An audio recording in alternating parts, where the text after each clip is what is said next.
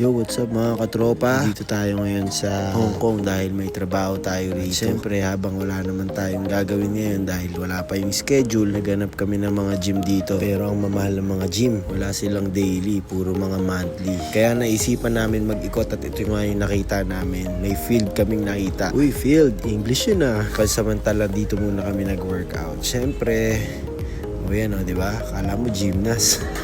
Tulala si ate. Siguro ngayon lang siya nakakita ng mga nagaganyan.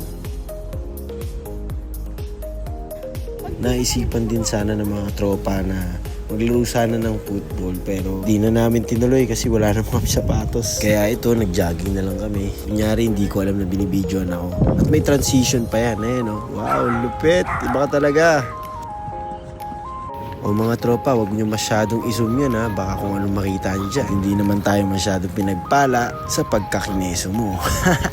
O diba? At least na-experience natin na mag-jogging sa ibang bansa. Dito pa yan sa Hong Kong. Astig diba? Anis.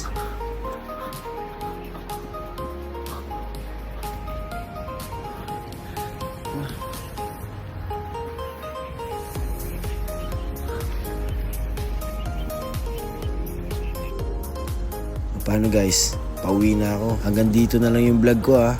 Sana sa susunod, supportahan ulit ako. Pero bago po ang lahat, baka pwedeng pa like and subscribe ang video na ito. Dahil napakalaking bagay na ito sa aming content creators. Maraming salamat po.